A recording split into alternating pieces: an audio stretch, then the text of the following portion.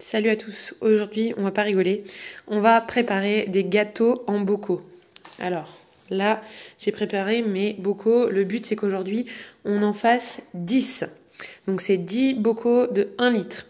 Donc là je vais avoir besoin de tous ces ingrédients. J'ai pris à la base la recette gâteau express, c'est un gâteau aux amandes, style gâteau un peu nature quoi, mais aux amandes. Et je l'ai modifié pour que ça corresponde à une quantité de 20 œufs, puisqu'en ce moment, la canne et nos poules, elles pondent bien et on se retrouve avec un afflux d'œufs conséquent. Je vous ai déjà fait une vidéo sur la conservation des œufs en saumure, donc je vous la mettrai dans le petit et en barre d'infos. Mais là, il faut qu'on trouve vraiment quelque chose de supplémentaire. Et je m'étais dit que les gâteaux, on en a toujours besoin, on les consomme tout le temps. Et ça va nous permettre non seulement d'utiliser un petit peu de pommes, un petit peu de tout, et puis les jours de flemme où on n'a pas le temps de faire un gâteau, hop, on ouvre un bocal. Et c'est bon. Là, les œufs, on a encore tout ça pour notre consommation de tous les jours. Donc ça fait vraiment clairement beaucoup, puisque là, en fait, on a entre 30 et 40 œufs pour 2 personnes. C'est beaucoup trop, on va pas avoir le temps de les consommer, sachant que tous les jours, on en a qui arrivent. Donc là, on va essayer de vraiment de consommer le plus d'œufs possible. Je mettrai en barre d'infos les ingrédients de la recette de base qui correspond à un gâteau simple. Et là, je vais vous donner directement ce que j'ai modifié, puisque j'ai modifié les quantités, mais j'ai réduit un petit peu le sucre quand même, parce que je trouve que c'est toujours un peu trop sucré par rapport à la conso que nous, on en a. J'ai un petit peu modifié certains trucs pour que ça corresponde à nos goûts. J'ai aussi changé quelques petites choses. Par exemple, pour la farine de blé, j'ai coupé en 2 pour économiser notre farine de blé, puisque vous savez que celle-ci, elle est pas faite en autonomie. Par contre, la farine de châtaigne qu'on fait nous-mêmes, elle, je vais la couper à hauteur de moitié en fait. Donc par exemple, quand ils disent 80 grammes de farine de blé, et ben moi je mets 40 grammes de farine de châtaigne et 40 grammes de farine de blé. J'aurais pu faire le gâteau qu'avec de la farine de châtaigne, mais pour avoir un petit peu plus de moelleux, je vais quand même rajouter un petit peu de gluten qui va être contenu dans la farine de blé, puisque là l'idée c'est quand même d'avoir un espèce de gâteau un peu aéré, et je ne sais pas trop comment ça va se comporter dans les bocaux. C'est la première fois que je tente les gâteaux en bocaux, donc je voudrais pas que ça fasse à la fin un truc trop dur, donc je veux quand même un petit peu d'aération. Pour les œufs, on a un petit peu de tout. On a des œufs de canne, des œufs de poule classiques rousses quoi, et des petits œufs de naine. Donc ceux-là sont beaucoup plus petits, mais ceux de canne sont beaucoup plus gros. Donc en fait, l'un dans l'autre, ça fait la quantité d'œufs qu'il faut. Les pommes, c'est pas dans la recette, mais je les rajoute parce que on en a beaucoup, et aussi parce que ça va augmenter la quantité et permettre de remplir un petit peu plus les bocaux en utilisant un petit peu moins d'autres ingrédients. Pour le sucre, c'est pareil. J'ai encore une fois multiplié les quantités. En fait, j'ai tout à peu près multiplié par 5. Donc le sucre, j'ai multiplié par 5, mais j'ai réduit la dose de sucre de base, et en plus j'ai remplacé à peu près à hauteur de 1/4 par du miel, encore une fois pour économiser du sucre. Je mets pas que du miel parce que j'ai pas envie que ce soit trop fort. Là j'ai envie de faire un gâteau doux quoi, voilà. Et du coup on va mettre aussi des amandes, ça c'est dans la recette de base, ce qui va donner un petit côté un petit peu gourmand. Ensuite, pour le matériel, je vous conseille quand même d'avoir un épluche pomme. Donc celui-là c'est celui que je vous avais déjà présenté dans ma recette stock de pommes et aussi de poires je crois. Ça épluche très rapidement et ça enlève le trognon, et puis après ça vous le coupe, ça vous le découpe en fait en fines lamelles. Vous avez juste à passer 2 ou 3 coups de couteau et vous avez tout en petits morceaux. C'est manuel et c'est très rapide. Donc les quantités qu'on va utiliser, je vous dirai à la fin ces quantités là, combien ça m'a rempli de bocaux. J'ai fait à vue de nez pour que ça remplisse mes 10 bocaux, mais ça sera peut-être un peu moins ou un peu plus, donc je vous dirai ça à la fin de la vidéo. Donc j'ai utilisé 500 g de beurre, c'est 2 plaquettes qu'on voit ici, 2,5 cuillères à café de bicarbonate, 4 pincées de sel, 20 œufs, 200 g de farine de châtaigne, 200 g de farine de blé, 250 g de poudre d'amande, donc ça on va le pulvériser aussi, 400 g de sucre et 100 g de miel. Et je pense que du coup avec ces quantités-là, je vais les faire en 2 fois parce que je pense que ça ne rentrera pas dans le bol. J'ai peur que ça déborde. Donc on va déjà essayer la quantité de moitié, comme ça je saurai combien de bocaux ça remplit. Je vais quand même commencer par réduire toutes les amandes en poudre et après je rediviserai par 2. Je vais mixer vitesse 10 pendant 10 secondes. Et voilà ma poudre d'amande. Donc là, je vais enlever 125 g pour l'autre partie de la préparation. On le met de côté et on va continuer la recette de base. Donc là, Abdel va commencer à éplucher toutes les pommes. Moi, je vais casser là les 10 œufs. Et je vous rappelle que quand c'est des œufs de chez vous, vous vous méfiez, vous commencez par les casser d'abord un à un dans un petit bol, au cas où, pour pas qu'il y ait des œufs pourris qui tombent dans votre préparation. Donc là, on va mettre les 10 œufs là-dedans. Si vous avez, comme moi, des œufs de différentes tailles, vous essayez quand même de répartir dans les deux groupes des tailles à peu près équivalentes. Là, maintenant, je vais rajouter tous les autres ingrédients. Et puis ensuite, on se retrouve juste après. Tout mélanger maintenant ensemble. Ça, c'est la moitié de la quantité totale que je vous ai dit au début.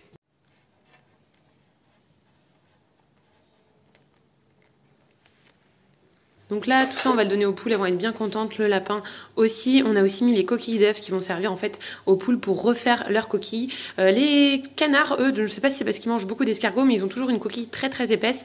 Donc même les coquilles de canne, enfin même les coquilles d'œufs de canne, on les donne en fait aux poules parce que nos poules, je sais pas si c'est dû à la race ou qu'elles sont tout le temps en carence, pourtant on leur met des coquilles de machin et tout.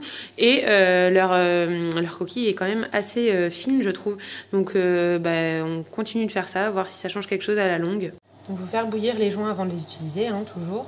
Tous nos bocaux propres, je les garde dans cette armoire, comme ça en fait quand j'en ai besoin d'un, j'ai juste à me servir. Donc là on en a utilisé vraiment beaucoup, c'est tout ce qui nous reste pour là. On n'a pas encore fait le maximum de ce qu'on avait à faire. Par exemple cette année on n'a pas fait d'haricots verts, l'année prochaine il faut qu'on en fasse une trentaine de bocaux, donc il faut que j'en rachète encore. J'en ai d'autres à la grange qui sont pas encore lavés, donc voilà, mais au fur et à mesure j'essaye d'en laver le maximum et de les ranger proprement pour que ce soit en accès facile en fait. Plus ça va être simple d'accès, plus vous allez être motivé pour faire vos bocaux facilement. Je conseille de mettre les joints et de tester la fermeture de votre bocal parce que si jamais ça marche pas, vous allez le remplir pour rien. Et je vous assure que quand vous vous serez fait moucher quelquefois à remplir un bocal pour rien et qu'ensuite il faut le transvaser dans un autre, vous prendrez le réflexe de le faire avant chaque remplissage parce que je vous assure que c'est vraiment pas marrant. Donc là, je vais mélanger les morceaux de pommes à la pâte. Donc là, je charge avec mon entonnoir que j'utilise tout le temps parce qu'il est vraiment pratique, il a une grosse ouverture et ça permet de pas trop salir le contour du joint parce qu'après sinon il faut l'essuyer et c'est pénible. Et hop, avec une grande louche, on met tout dedans.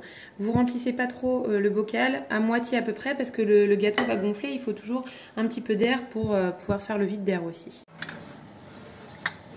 Donc ça nous en a fait que 6. Je suis pas contente. Voilà, ils sont sortis du four, on les a laissés un petit peu plus longtemps que prévu.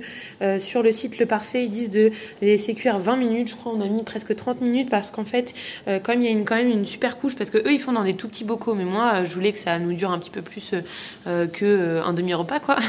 Donc du coup on a fait dans des grands bocaux, mais le problème c'est que l'intérieur il met longtemps à cuire quoi. Et donc j'ai mis un petit peu plus longtemps. Et là, de toute façon, on va les mettre à stériliser. Donc, je pense que si jamais le cœur n'est pas hyper cuit, ça va finir de le cuire. Mais en tout cas, ils sont super jolis. Ça donne envie. Je pense qu'on va en garder un pour goûter. Comme ça, je pourrais vous dire déjà si la recette que j'ai utilisée, elle est bonne. Normalement, il n'y a pas de souci puisque c'est une recette dans son état brut. On va dire que je refais tout le temps. Mais là, j'ai modifié quand même quelques paramètres. Donc, on va goûter ça. Je me demande si on va pas garder celui qui est le plus haut. Parce que j'ai peur en fait que ça pose souci pour la stérilisation. Normalement non, parce qu'il va pas bien gonfler plus, donc il n'y a pas de raison. Dis-le que c'est l'excuse de la gourmandise. Oui, c'est l'excuse de la gourmandise.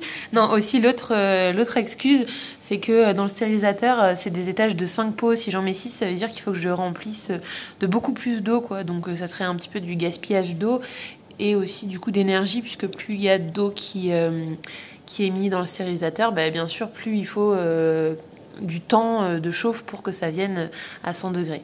Voilà. Donc on va, je pense, stériliser tout cela. Donc j'attends un tout petit peu que ça refroidisse, mais pas trop, juste pour mettre les joints ici et pouvoir refermer, parce que là c'est vraiment chaud. Et ensuite on va les mettre à stériliser à 100 degrés pendant 1 heure.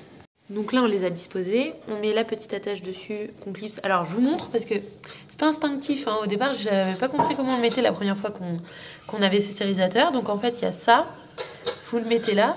Et là, en fait, on se demande comment ça peut tenir, mais si vous appuyez là, eh bien, ça exerce une pression qui fait que le truc, il reste bien enfoncé. Et là, en fait, vous remplissez d'eau, et après, on le ferme, et on attend que ça commence à monter à 100 degrés.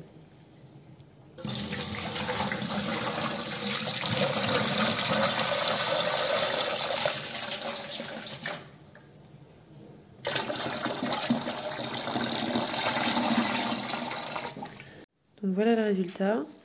Je viens d'étiqueter. Je pense qu'on va quand même pas traîner pour en manger la majorité parce que je sais pas pourquoi j'ai des doutes là. Parce qu'en fait, vous voyez, il y a eu un peu de condensation dessus. J'ai peur que ça fasse ramollir après le gâteau. Je sais pas, on verra. Là, vous voyez que ceux que j'ai fait avec l'entonnoir, ils sont propres. Et il y en a deux où j'avais pas utilisé mon entonnoir, j'en ai fait dégouliner sur les côtés. Et du coup, après, ça fait pas très très propre. Donc, je penserai à bien utiliser mon entonnoir pour les autres fois. Et voilà ce que ça donne. Donc là, il est bien cuit partout. Donc là, en ouvrant le mécanisme, on vérifie que c'est bien fermé et c'est le cas. Donc normalement, la stérilisation est bien lieu. Donc ça devrait marcher, mais on va quand même surveiller du coin de l'œil qu'il ne se passe rien. Parce que je vous dis, c'est la première fois qu'on fait les gâteaux en bocaux. Je trouve que ça peut être intéressant quand vous avez par exemple trop d'œufs pour les utiliser et que vous voulez pas vous empiffrer tout de suite de gâteaux. Bah vous en faites en bocaux, comme ça, le jour où vous avez la flemme pour un petit déj ou quoi, et vous prenez ça et puis voilà. Donc voilà, là j'ai coupé un petit morceau pour vous voyez. Donc en fait ça a bien cuit au milieu, donc pas de souci. Par contre je trouve que à la stérilisation, donc là ce bocal, puisque j'ai attendu ça, je l'ai fait dimanche. Aujourd'hui on est quel jour? On est mercredi. Je trouve que je sais pas si c'est à cause de la stérilisation ou quoi, mais ce bocal là, il a le goût du miel est un petit peu plus présent que le bocal qu'on avait mangé tout frais. Mais je voulais quand même voir si ça avait changé quelque chose. Donc en fait, oui, au niveau de la texture, la stérilisation n'a absolument rien changé au gâteau. Par contre, je trouve que le goût a changé et on sent un petit peu plus le goût du miel. C'est pas dérangeant, mais je trouve que à mon goût, c'est moins bon que quand je l'avais mangé tout frais. Mais c'est quand même très bon et puis quand on n'a rien, ça dépanne bien. C'est un petit peu difficile à couper. Donc vous voyez, là j'ai voulu faire 4 morceaux, j'ai fait une croix. Et en fait, il y a ce petit morceau au fond là qui est resté coincé. Mais après ça c'est peut-être moi qui suis juste pas douée ou peut-être qu'on n'avait pas assez chemisé le bocal. Donc voilà, je pense quand même que si vous voulez sortir ça devant des invités, ça va pas faire une super jolie présentation. Ou alors il faut que vous preniez des bocaux qui sont beaucoup moins hauts pour que en fait là vous puissiez le sortir limite en entier, vous voyez. Là je peux pas le sortir en entier tout simplement parce que le bocal va pas en s'évasant, il va en se rétrécissant. Donc forcément le bas reste coincé. Voilà.